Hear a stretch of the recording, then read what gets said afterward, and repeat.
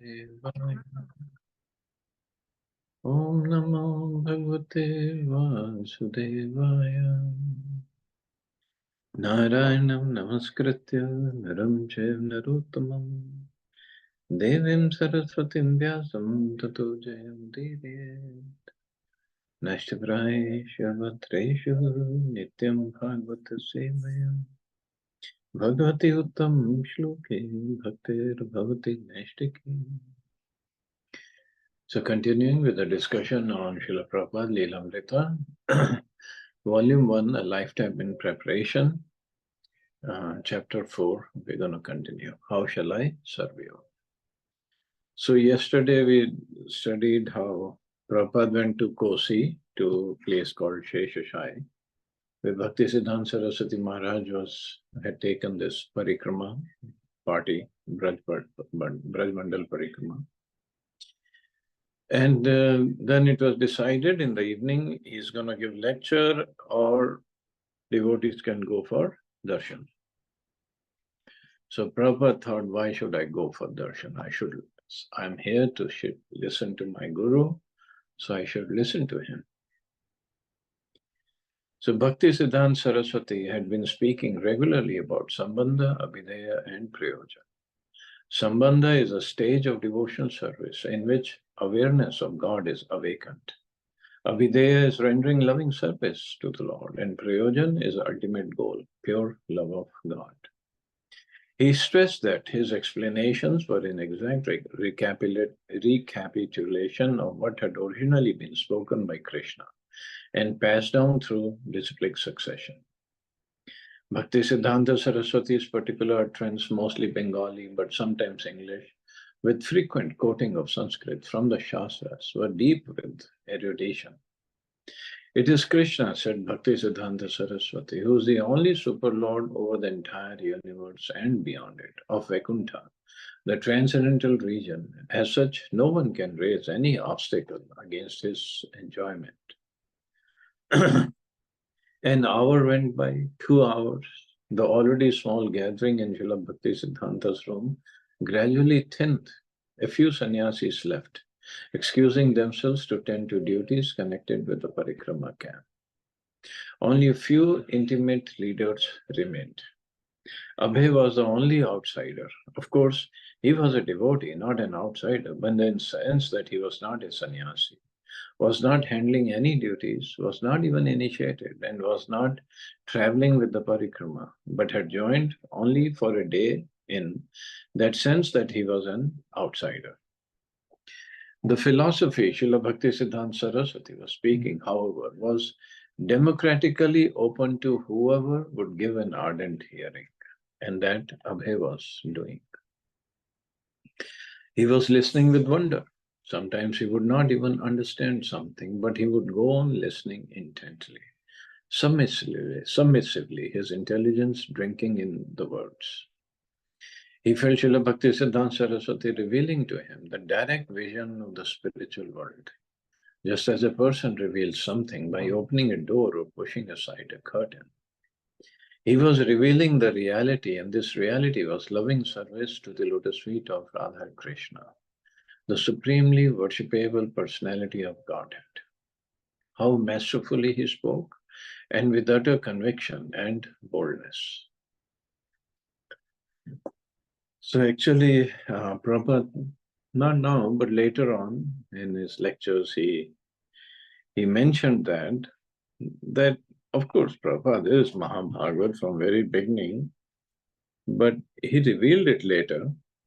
So here he was saying that because I heard it properly, I can speak it properly. Or even Bhaktisiddhanta Maharaj said, one who hears properly, he can speak properly.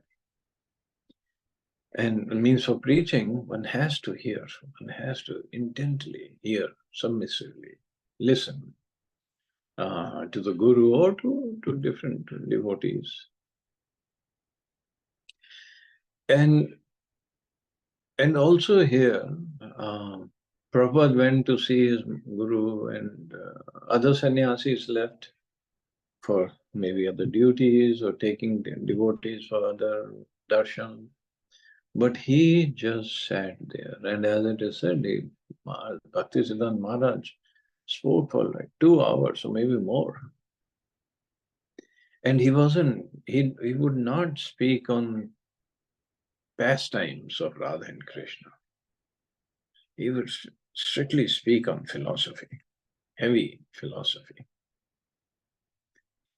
But this was his mood.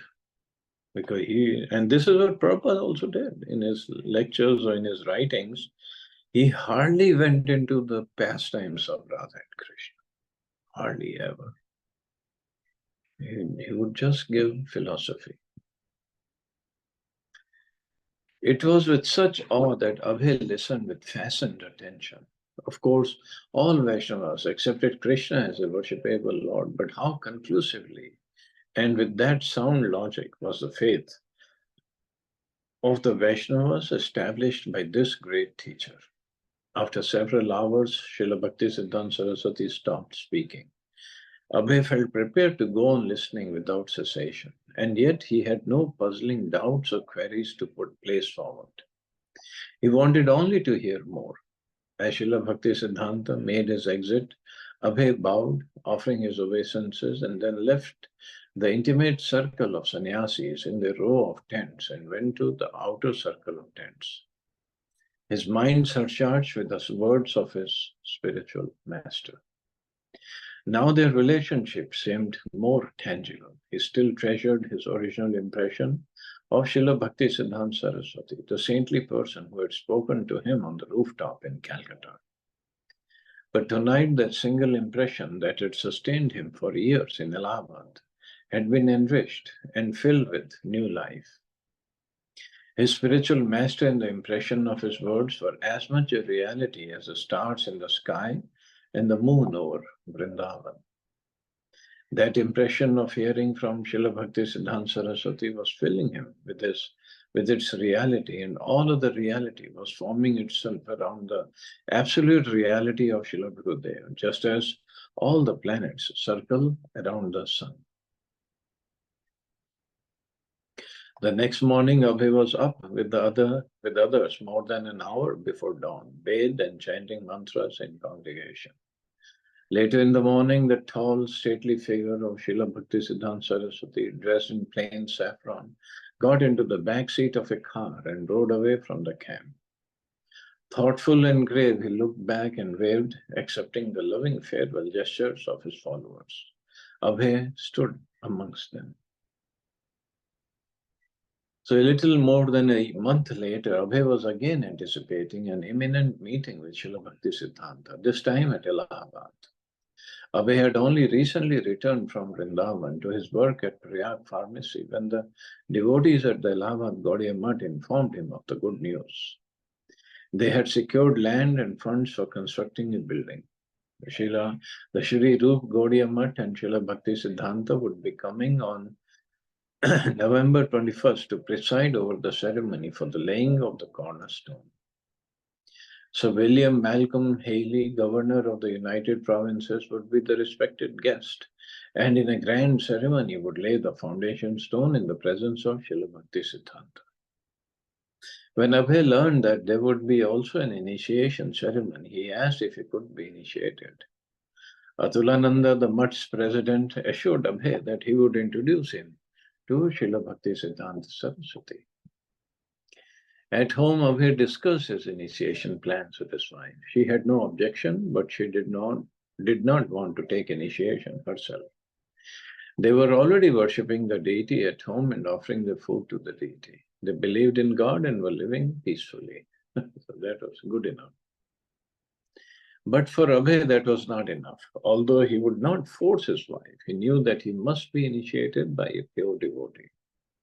Avoiding sinful life, living piously, these things were necessary and good, but in themselves, they did not constitute spiritual life and could not satisfy the yearning of the soul.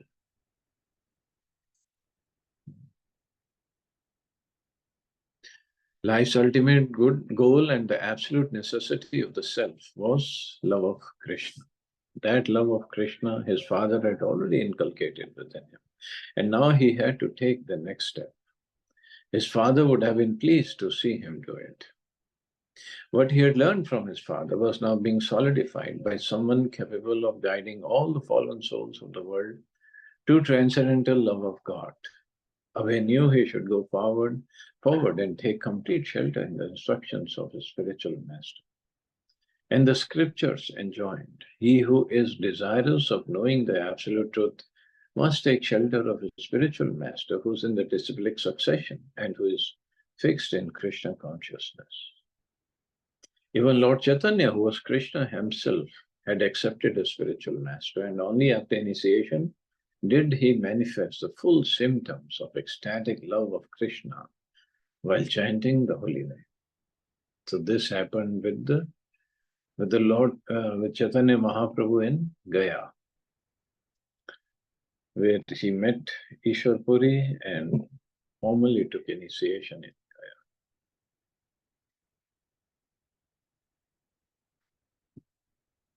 As for the ritual initiation he had received at age 12 from a family priest, Abhay had never taken it very seriously.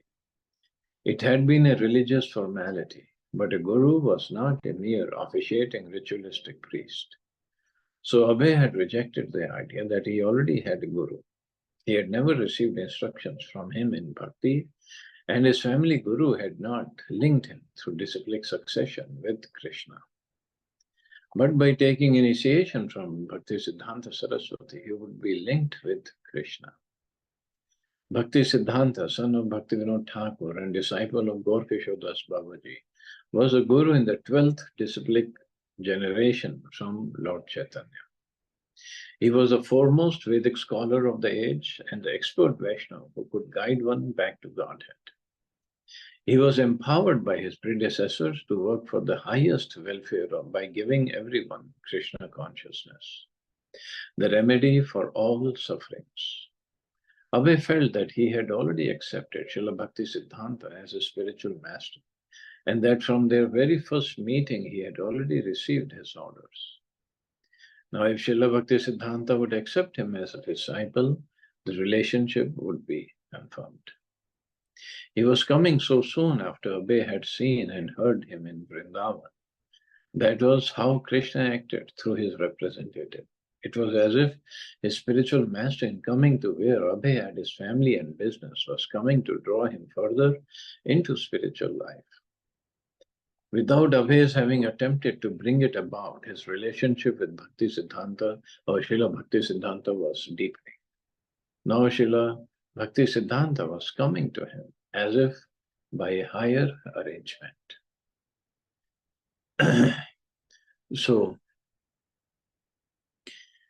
whenever we are getting serious, or the desires in our hearts are getting serious, more and more, Krishna helps. Because this is, after all, Krishna wants us back to the spiritual world. It's just we don't have that desire, so he doesn't interfere. So when we have the desire, Krishna helps. Krishna sends a bona fide. It depends, bona fide, I mean, it depends on our desire. If we have a cheating desire, then he'll send a cheating guru, and if we have sincere desire, he will send a sincere guru. But Krishna is definitely there to take care. Just like in case of Dhruv Maharaj, when he asked his mother, where can I find God? The mother said, well, I have seen people going to forest to find God. So he just took off. He was only 5 years old. But he had a strong desire. And Krishna, what did he do? He sent Narad Muni to help Dhruv Maharaj. First, Narad Muni tested him. And then when he saw this boy is really serious, then he helped him. So Krishna is always there to take care. It just, we have to make sure we don't have the cheating desire. Cheating in the sense that we don't want Krishna, we just want Krishna's energies, whether it's opulence or opposite sex or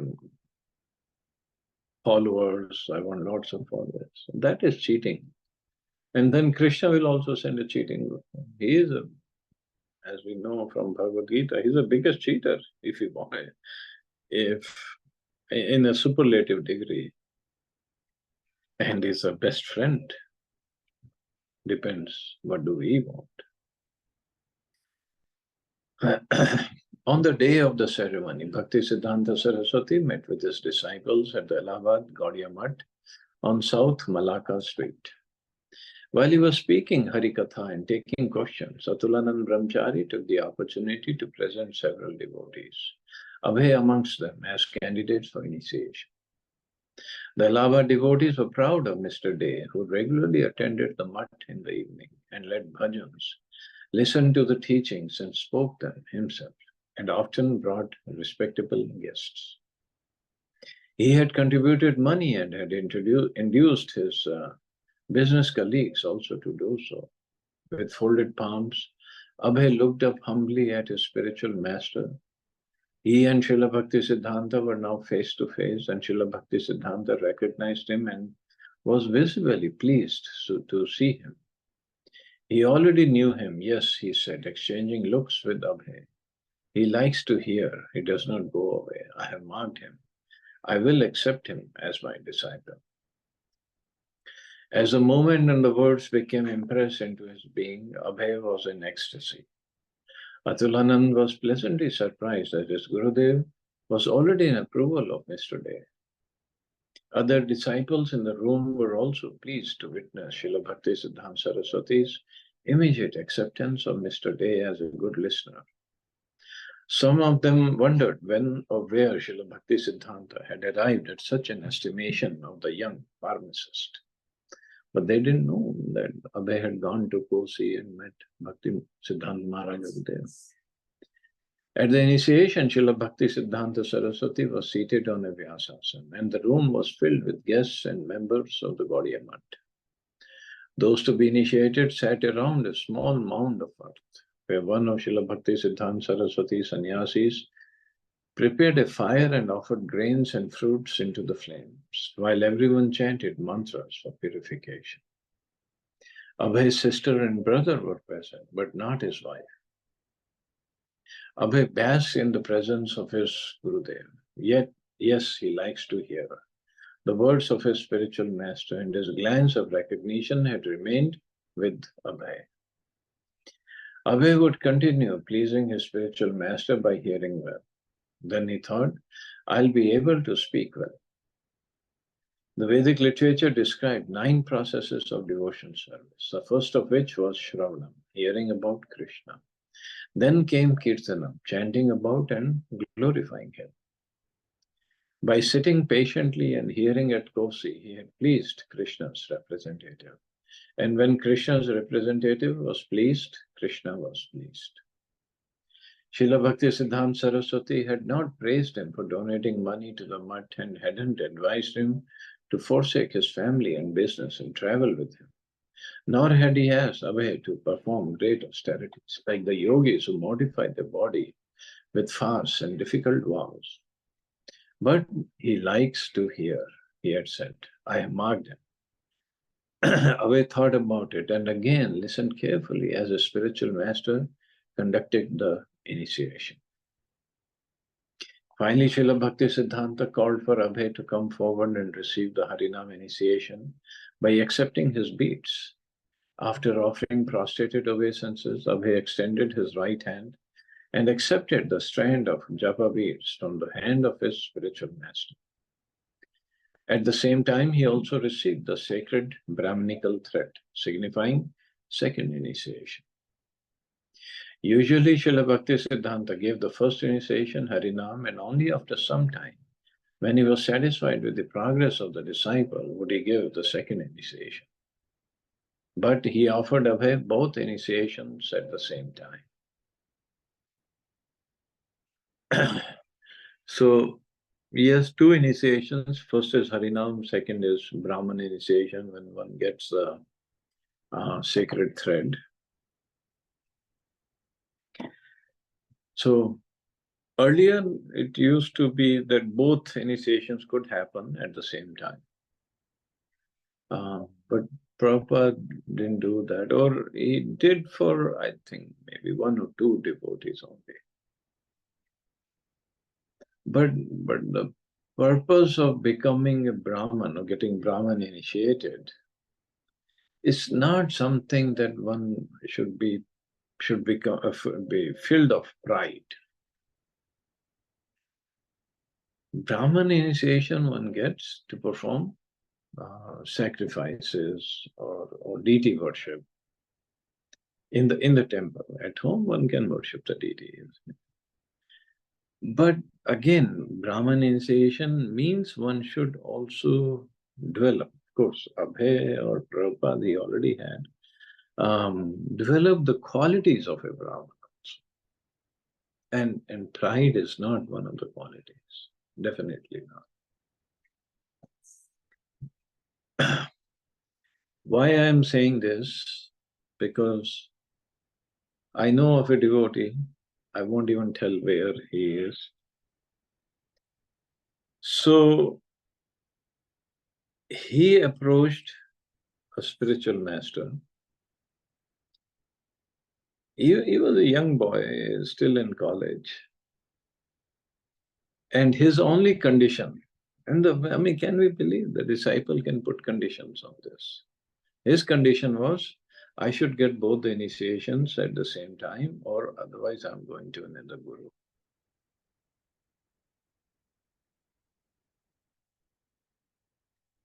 So, but surprisingly, his guru gave him both the initiations on the same day. And he was very proud, very happy. See, I got both the initiations on the same day. But that's not the purpose of initiation. That's not at all the purpose. But, well, strange things can happen. Okay, so Bhakti Siddhanta Maharaj, but he offered Abhay both initiations at the same time. Now, Abhay was a full-fledged disciple, a Brahmin who could perform sacrifices such as this fire yagya for initiation. He could worship the deity in the temple and would be expected to discourse widely, means preach widely. Srila Bhakti Siddhanta added Aravinda, lotus, to his name. Now he was Abhay Charanaravinda.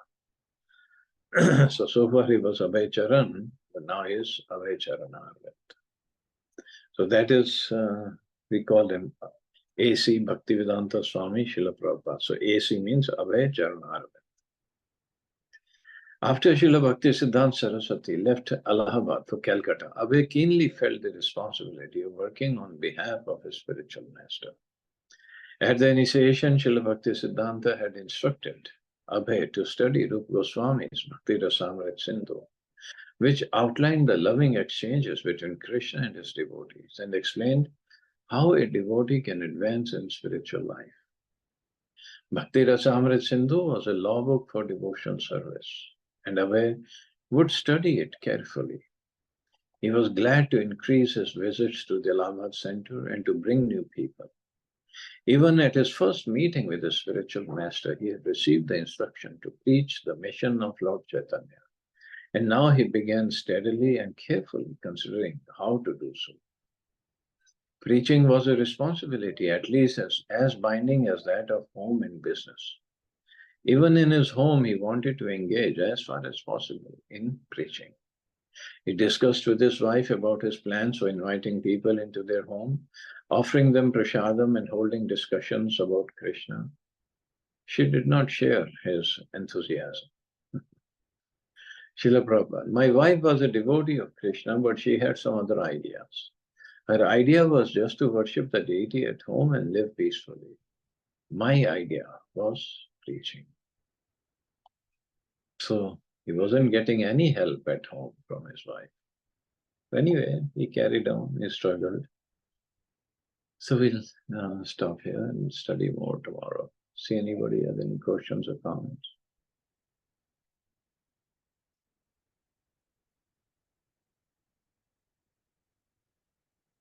Hare Krishna, Prabhuji. Please accept my humble obeisance. Very nice class. Hare Krishna. Especially this initiation part and how much Srila Prabhupada was dedicated to his Guru Maharaj. This is really very much means a lot to learn. Yeah, that is true.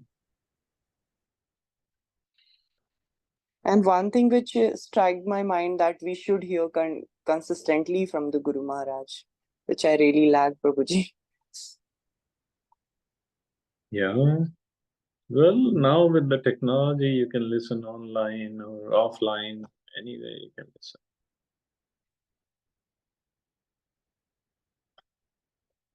So, but yes, one should.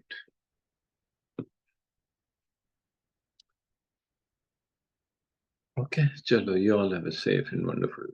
Hare Krishna. Jai Shri Prabhupada. Hare Krishna, please accept my humble Hare Krishna.